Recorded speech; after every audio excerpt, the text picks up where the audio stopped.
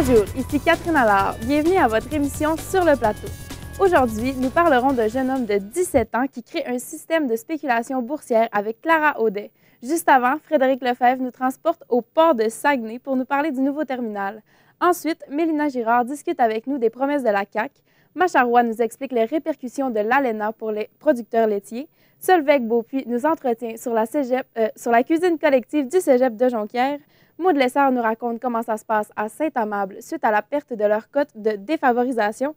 Et nous commençons l'émission avec Esther Baudouin qui nous fait un suivi sur la tornade qui est arrivée tout récemment à Gatineau. Bonjour Esther. Bonjour. Tu vas nous parler surtout de l'école Mont-Bleu. Premièrement, où en est le projet de reconstruction? Oui, bien, la direction des ressources matérielles de l'établissement touché et les assurances sont en train d'évaluer l'ampleur des dégâts pour savoir s'ils vont rebâtir de la structure déjà existante, ou s'ils vont complètement le démolir et en reconstruire une nouvelle, dans le fond. Puis, il y a plusieurs facteurs qui sont en jeu, comme la clientèle grandissante d'étudiants en Outaouais, puis aussi la contamination des lieux suite à l'incendie. Et quels sont les moyens de financement prévus? Le gouvernement est prêt à financer une partie des travaux. Puis aussi, grâce à l'implication enseignante, ils ont réussi à amasser plus de 20 000 par une vente de hot dogs et de chocolat chaud lors d'un match de football, une fête de semaine d'emballage au Super C, puis un spectacle bénéfice. Et est-ce que la communauté s'est impliquée dans le projet? Oui, mais tout de suite, quand c'est arrivé, le cégep est devenu centre de crise. Puis, les étudiants en soins infirmiers, en technique ambulancière et tout ça sont venus en aide aux gens qui étaient en état de choc, puis sont restés toute la nuit. Puis aussi des collectes de denrées, de meubles et de repas chauds dans les écoles primaires. Et comment ça s'est passé, la relocalisation des élèves et du personnel enseignant à l'école de Lille? Ça s'est plutôt mal passé parce qu'il y avait deux clientèles étudiantes qui devaient être dans une même école. Donc, il y a eu Mont-Bleu, l'école qui a eu l'horaire du matin, puis de Lille, l'école d'accueil qui a eu l'horaire de l'après-midi. Puis, ça a suscité beaucoup de remous.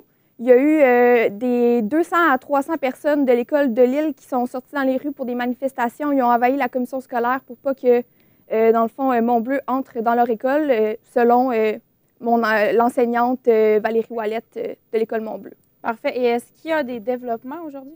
Oui, bien, la reconstruction reste à suivre. Puis, il y a une deuxième relocalisation au centre Asticou qui est prévue pour le 3 décembre.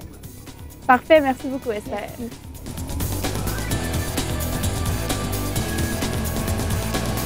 Je suis maintenant avec Maud Lessard qui va nous parler de les écoles de Saint-Amable suite à la perte de leur cote de défavorisation. Bonjour Maud. Bonjour.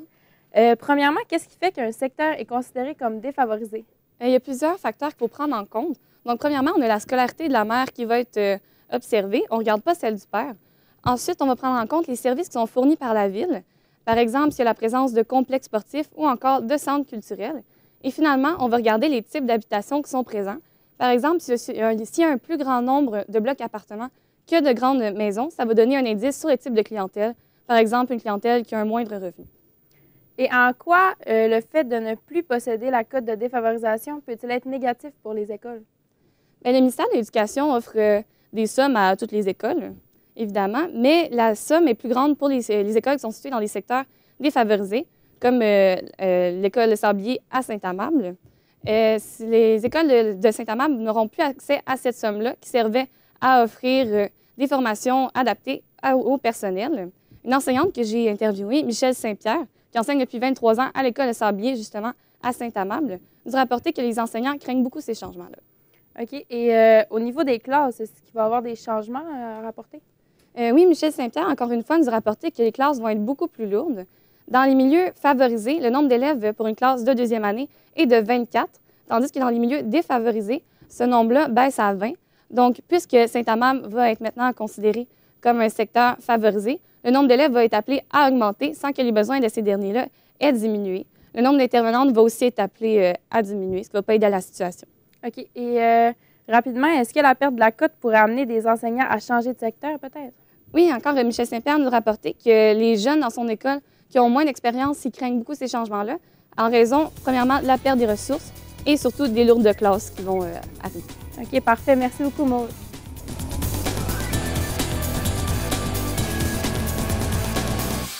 Je suis maintenant avec Solveig Beaupuis. Bonjour, Solveig. Bonjour. Donc, tu vas nous parler de la cuisine collective du cégep. Peux-tu m'expliquer ce que c'est exactement? Alors en fait, c'est un événement qui a lieu tous les mois dans la cafétéria du bâtiment principal et qui est gratuit. Le but est d'inviter les étudiants à venir cuisiner dans un esprit de partage et de convivialité. Et c'est aussi un projet qui répond à une problématique très actuelle pour les étudiants en ce moment, qui est de cuisiner rapidement, de façon équilibrée et surtout peu chère. Et comme c'est une cuisine participative, la seule chose qu'on va leur demander, en fait, c'est d'aider à installer et à arranger la salle et de participer à faire la vaisselle. Et qu'est-ce que ça apporte aux étudiants? Bien, ça leur permet de faire de nouvelles rencontres, d'apprendre de nouvelles recettes de cuisine et même de découvrir de nouvelles cultures culinaires. Je pense notamment aux étudiants internationaux qui viennent d'arriver au Québec. Et l'avantage aussi, c'est qu'ils peuvent ramener les plats qu'ils ont cuisinés chez eux. Les étudiants, est-ce qu'ils peuvent eux-mêmes choisir les recettes qu'ils vont faire? Alors non, en fait, c'est le comité du CASEC, qui est le comité d'activité sociale des étudiants internationaux, qui choisit les recettes. Ils vont se réunir en début de session. Et ensuite, ils vont proposer des thèmes et les soumettre au vote des internautes sur la page Facebook de la cuisine, qui a pour nom Cuisine collective du Cégep de Jonquière, si jamais ça intéresse certains de jeter un coup d'œil dessus. OK. Et c'est quel genre de thèmes qui peuvent être choisis? Alors ça dépend, c'est vraiment très varié. À titre d'exemple, il y a une cuisine collective qui s'est tenue le 7 novembre dernier et qui était en lien avec la semaine interculturelle du Cégep. Donc les étudiants ont pu cuisiner des plats et des aliments qui pouvaient se manger dans différents pays. Est-ce que tu sais c'est quand la prochaine cuisine collective? Oui, elle aura lieu le 5 décembre, mais par contre, on ne sait pas encore sur quel thème elle sera. D'accord. Et est-ce que tu as eu des retours d'étudiants par rapport à ça? Oui, c'est un événement qui est plutôt apprécié par les étudiants puisqu'ils sont généralement une trentaine à y participer. Et les recettes sont publiées sur la page Facebook, donc ils peuvent facilement les refaire chez eux. OK, donc tout le monde, dans le fond, peut aller voir les recettes? Oui, c'est ça. OK, parfait. Merci beaucoup, Solveig. Merci.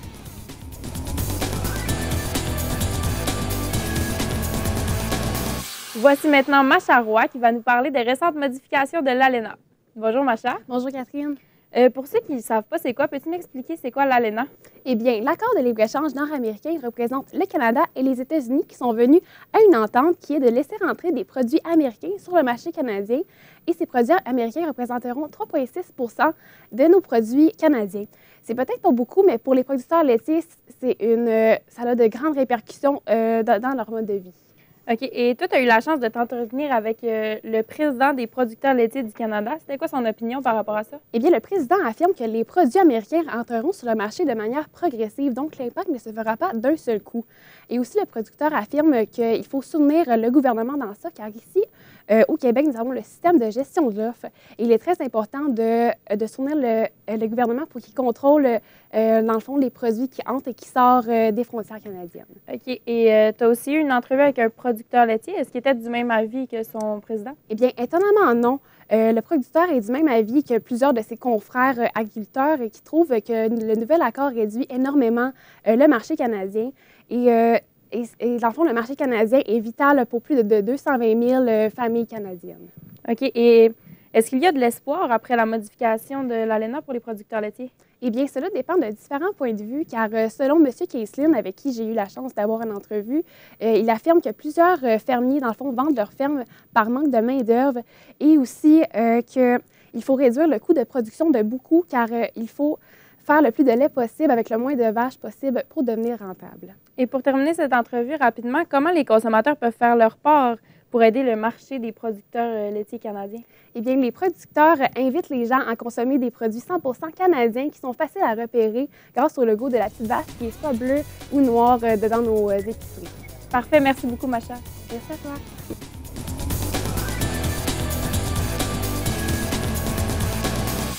Nous sommes maintenant avec Mélina Girard qui va nous entretenir sur la CAQ et les promesses qu'elle nous a faites. Bonjour Mélina. Bonjour.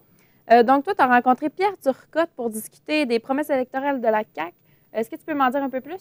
Oui, en fait, Pierre Turcotte est un enseignant en sciences politiques au Cégep de Jonquière. Puis en fait, il m'explique que la CAQ ne sera pas en mesure de réaliser l'ensemble de ses promesses électorales. Quelles promesses elle ne serait pas en mesure de réaliser selon lui? Bien, premièrement, la maternelle à 4 ans, selon lui, aujourd'hui, les classes ne sont pas pleines et les enseignants, on manque d'enseignants. Fait qu'il te demande où est-ce qu'on va pouvoir trouver les ressources financières avec ça.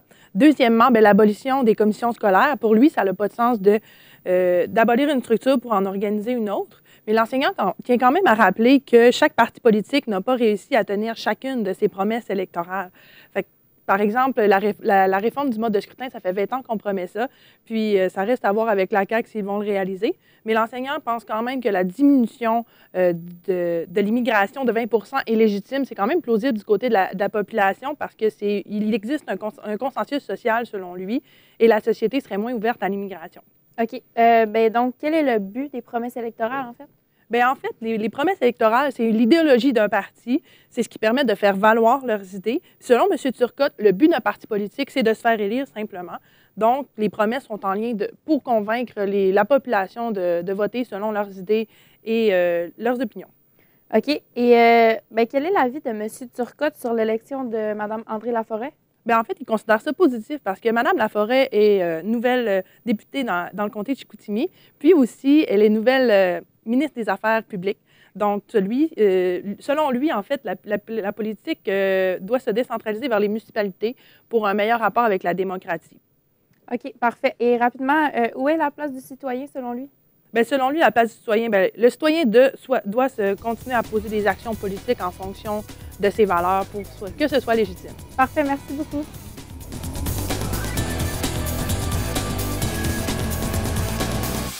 Je suis maintenant en compagnie de Frédéric Lefebvre qui nous parle du port de Saguenay. Bonjour Frédéric. Bonjour. Peux-tu me dire en quoi consiste l'établissement du nouveau terminal maritime? Oui, donc il consiste en la création, en la construction et l'exploitation d'un nouveau terminal maritime multi-usager à Sainte-Rose-du-Nord. Il va avoir aussi un impact significatif pour Ariane Phosphate, qui est le client à la demande de Port Saguenay. Et puis, il va d'ailleurs servir au développement d'autres projets au nord du Québec. Il va être constitué aussi d'un quai et de chargeurs de navires et plusieurs autres infrastructures, donc un gros projet. OK. Et est-ce que ça va être un facteur économique important pour la région? Oui. Donc, d'après Carl Laberge, qui est directeur général de Port Saguenay, il va servir de levier économique pour la région et de port ouvert au public. Ensuite, il va d'abord y avoir une injection d'argent importante, étant donné que le port vaut à lui seul 260 millions de dollars. Mais ensuite, lors de l'exploitation, tous ceux qui ont travaillé pour ce projet-là, donc les sous-traitants, le gouvernement, la municipalité, vont pouvoir bénéficier de ces produits-là, de ces profits-là, excusez-moi. Puis, il va d'ailleurs créer plus de 1000 emplois directs en construction et en exploitation. Et il y a sûrement des étapes qui vont devoir être effectuées avant le commencement des travaux? Oui, en effet. Donc, il y a d'abord les étapes d'ingénierie détaillées, comme les données géotechniques sur le terrain. Ensuite, il y a les travaux de construction, puis le financement du projet qui reste à ce jour l'étape la plus importante. Parfait. Puis, au niveau de l'environnement, est-ce qu'il va y avoir des répercussions causées par le trafic maritime? Les impacts seront peu présents. Donc, il y a plus de 70 conditions pour protéger l'environnement qui ont été établies par le fédéral, pour protéger les mammifères marins, le poisson, son habitat, le patrimoine culturel et naturel. Donc, les impacts vont être peu négatifs sur les belugas de l'estuaire du Saint-Laurent. Donc, parfait. Merci beaucoup, Frédéric. Ça me fait plaisir.